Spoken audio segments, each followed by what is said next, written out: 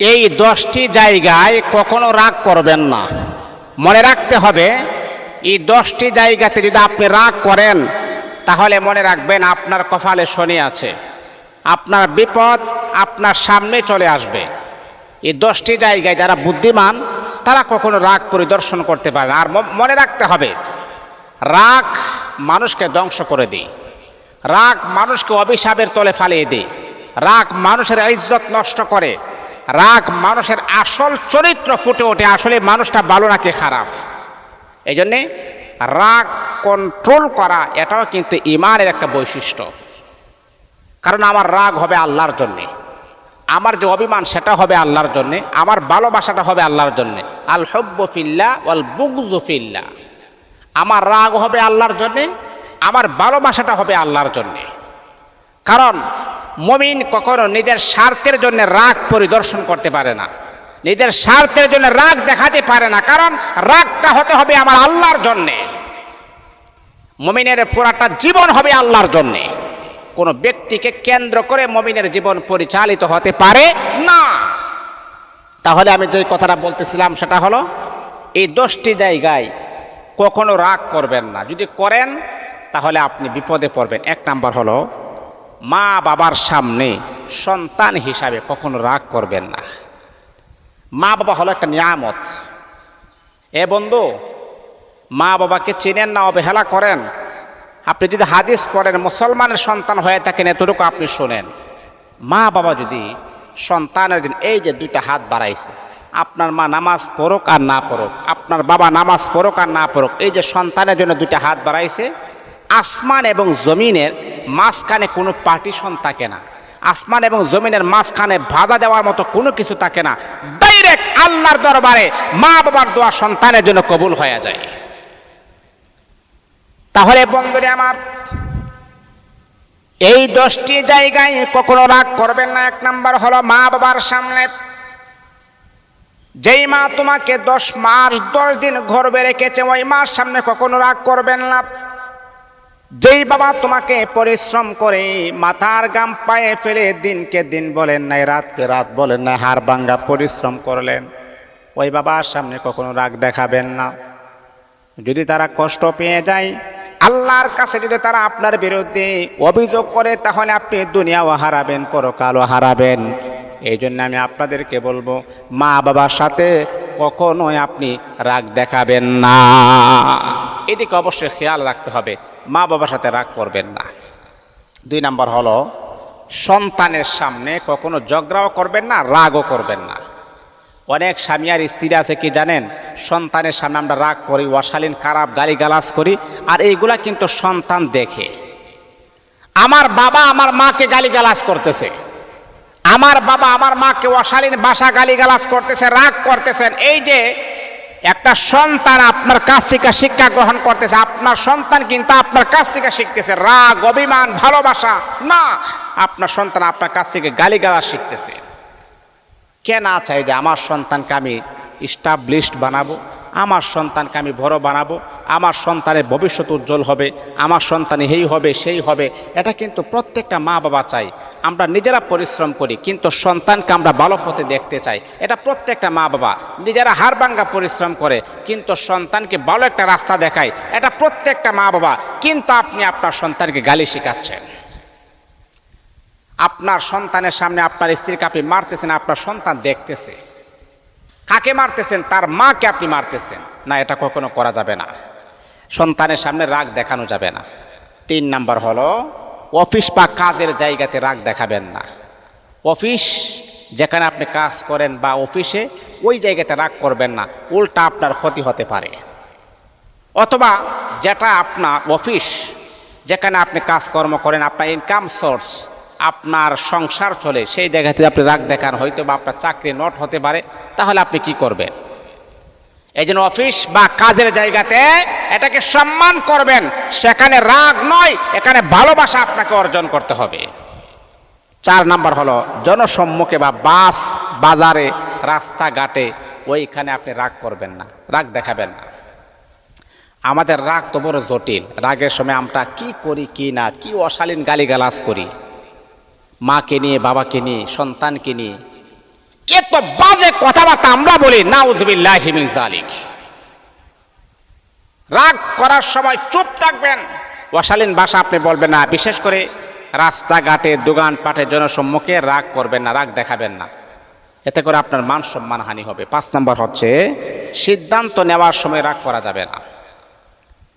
এখন আপনি সিদ্ধান্ত নিলে, মনে করেন আপনার স্ত্রীর সাথে আপনি কথা বলতেছেন, হঠাৎ করে রাগ করে ফেলেছেন, রাগের অবস্থায় যে সিদ্ধান্ত নিচ্ছেন, এই তোর সাথে আমি আর সংসার করবো না, তোর 3 তালাক দিয়ে দিলাম।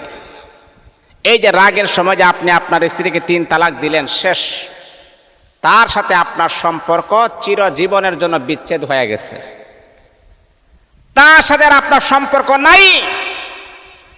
যাকে আপনি তো ভালোবাসেন, যাকে আপনি তো মহাব্বত করেন, আপনার প্রিয় মানুষ, পিয়ারা মানুষ, একসাথে আপনারা ঘুমান, আপনার সন্তান আছে, ছেলে আছে, মেয়ে আছে, কিন্তু রাগের অবস্থায় এই যে সিদ্ধান্ত নিলেন, যখন রাগ যখন ঠান্ডা হয়ে গেছে, তখন আপনি বুঝবেন, আহারে আমি কি করলাম। এই জন্য আমার আপনার নবী নিষেধ করলেন, হে পুরুষ এবং নারী, দিলের কান লাগায় কথাগুলো শুনেন। যখনই আপনাদের প্রচন্ড রাগ হবে, রাগের সময় কখনো আপনি সিদ্ধান্ত নেবেন না, রাগের সময় কখনো আপনি সিদ্ধান্ত নেবেন তাহলে ভুল হবে। রাগ যখন ঠান্ডা হয়ে যাবে, তখন আপনি বুঝবেন, আহারে কি করলাম, কি অন্যায় করলাম, কি অপরাধ করলাম। ওই সময় হাজারো আফসোস করলেও আর কোনো ফায়দা হবে না। এই জন্যে বাবারে, রাগের সময় কখনোই আপনি সিদ্ধান্ত নিতে পারেন না। রাগটা যখন শেষ হবে, তখন আপনি সিদ্ধান্ত নেবেন। এটা হলো 5 নাম্বার। 6 নাম্বার হচ্ছে নিজের ভুল বুঝতে পারলে, নিজের ভুল বোঝার পর আপনি রাগ করেন, কত বড় বেয়াদব চিন্তা করছেন। আরে আমি তো নিজের অন্যায়টা বুঝতে পারলাম, নিজের ভুলটা বোঝার পরে আবার কেন আপনি রাগ করবেন? এটা তো আপনার ভুল হয়েছে, আপনি সরি বলেন, আপনি বলেন যে ভাই আসলে আমি বুঝতে পারি নাই, ভুলটা যে আমার, আমি বুঝতে পারি নাই। ওই তো ভুলের আগে আপনাকে অনেক কথা বলে ফেলছি, ক্ষমার দৃষ্টিতে দেখবেন, আর এরকমটা হবে না। নিজের ভুলটা বোঝার পর আবার রাগ করেন, এটা হলো গাড় তেরা মানুষ, মানে নিজে হারতে জানে না, হারতে পারে না। আরে বাবা, প্রত্যেকটা জিনিসের হার জিত আছে। আপনি ভুল করেছেন, আপনার ভুলটা আপনি নিজে আবার বুঝতে পারছেন, আবার কেন আপনি রাগ করবেন? আবার কেন আপনি বড় গলায় কথা বলবেন? বেয়াদব, তারা হচ্ছে বেয়াদব, এরা কখনো মানুষ হতে পারে না। 7 নাম্বার হলো প্রিয় মানুষের সঙ্গে কথা বলার সময়। আপনার প্রিয় মানুষ, মেন কথাটা বলছে, আপনার প্রিয় মানুষ, যাকে আপনি মহাব্বত করেন, ভালোবাসেন, যাকে নিয়ে রাতের বেলা কত কল্পনা জল্পনার সাগরে আপনি বাসেন, ওই মানুষের সাথে কথা বলার সময় হুটহাট করে কথা বলবেন না, রাগ করবেন না, অভিমান করবেন না। তার মন পেতে গেলে অবশ্যই তার মন জয় করতে হবে। এখন কিভাবে জয় করবেন সেটাও কি আমি শিখিয়ে দিব আপনাদেরকে? আমি তো মন জয় করার জন্য বলি নাই। আপনার প্রিয় মানুষ আপনার স্ত্রী হতে পারে, আপনার প্রিয়তমা স্ত্রী, হালাল স্ত্রী, তার সাথে যখন আপনি কথা বলবেন, তখন আপনি রাগ পরিদর্শন করবেন না, রাগ করবেন না, তার মন জুগিয়ে আপনি চলবেন, তাকে ভালোবাসা দিবেন। ওই ব্যক্তির সাথে যদি আপনি কথা বলেন, যার সাথে আপনার ভালোবাসা আদান প্রদান হবে, তার সাথে কথা বলে যদি রাগে কথা বলেন, তাহলে তার ভালোবাসাটা আপনি পাবেন কি করে? তাহলে 7 নাম্বার হচ্ছে প্রিয় মানুষের সাথে কথা বলার সময় রাগ দেখানো যাবে না, এটা এই নিয়মটা মানতে হবে আপনাকে। 8 নাম্বার হলো মসজিদ বা ধর্মীয় কোনো জায়গাতে, মসজিদ হলো আল্লাহর ঘর। মসজিদ কার ঘর? আল্লাহর ঘরে আল্লাহর আলোচনা চলবে। দুনিয়ার কোন আলোচনাকে কেন্দ্র করে মসজিদের মাঝে রাগারাগি করা যাবে না, এই দিকে অবশ্যই আমাদেরকে খেয়াল রাখতে হবে। আল্লাহ পাক রব্বুল আলামিনের ঘরে এসে কখনো রাগারাগি করা যাবে না। ধর্মীয় জায়গা যেখানে আল্লাহ পাক রব্বুল আলামিনের আলোচনা হবে, যেখানে আল্লাহ পাক রব্বুল আলামিনের কথা হবে, যেখানে ইবাদত করা হবে, সেখানে কখনো আপনি দুনিয়ার কোনো ঝগড়াকে কেন্দ্র করে, দুনিয়ার কোনো হিংসাকে কেন্দ্র করে, মসজিদের বাহিরে আপনারা 2 জন ঝগড়া লেগেছেন, কিন্তু মসজিদে আসার পর যে কোনো একটা কেন্দ্রবিন্দু হয়ে গেছে, আপনাদের মাঝে ঝগড়া হয়েছে, ওই জায়গার রেশ, ওই জায়গার যে একটা রেশ, সেটা আপনি মসজিদের ভিতরে মিটাইলেন না, না, এটা কখনো মুমিনের লক্ষণ হতে পারে না। বাহিরের একটা রেশারেশি, এটা মসজিদের মাঝে আপনি ছাড়বেন, এটা কি ছাড়ার জায়গায়? সেখানে ওইখান থেকে আপলোড করে নিয়ে আসবেন, এখানে পোস্ট করবেন, হ্যাঁ, ওই জায়গা থেকে কপি করে নিয়ে সেখানে পোস্ট করবেন, এটা কি পোস্ট করার জায়গা? সেখানে আমল পোস্ট করতে হয়, সেখানে আমলের খেলা চলে, সেখানে দুনিয়াবি কোনো খেলা চলে না। তাহলে এই 10টি জায়গা কখনো রাগ করবেন। এর ভিতরে আপনার 9 নম্বর হচ্ছে দুর্বল বা অসহায় মানুষের সঙ্গে কখনো রাগ দেখাবেন না। জানেন দুর্বল অসহায় মানুষের পাওয়ার কেমন? তাদের সম্পর্ক হলো আল্লাহর সাথে। দুর্বল মানুষ দুনিয়ার কোনো মানুষের কাছে বিচার না দিই, আল্লাহর কাছে বিচার দিই। আল্লাহ তুমি ছাড়া আমার আপন কেউ নাই, আজকে আমার দুর্বলতার সুযোগ পেয়ে আমার কেউ নাই বিদায় সে আমার উপর জুলুম করেছে। হে বন্ধু, জুলুম যে আপনি করেছেন এ মাজলুম হয়ে গেছে, আর মাজলুমের দোয়া যদি করা হয় আপনার বিরুদ্ধে ডাইরেক্ট কবুল হয়ে যাবে। এটা করবেন না। 10 নম্বর হচ্ছে যখন আপনি খুব ক্লান্ত বা ক্ষুধার্ত ওই সময় আপনি রাগ করবেন না। আপনি একেবারে আপনি ক্লান্ত বা ক্ষুধার্ত অবস্থায় আছেন, এই যে 10টা সময় যদি রাগ করেন তাহলে আপনার ক্ষতি আপনি নিজেই নিয়ে আসবেন। ওই সময় রাগ করবেন না, মাথা ঠান্ডা করে সিদ্ধান্ত নেবেন। আল্লাহ আমাদের সবাইকে বুঝার আমল করার জন্য তৌফিক দান।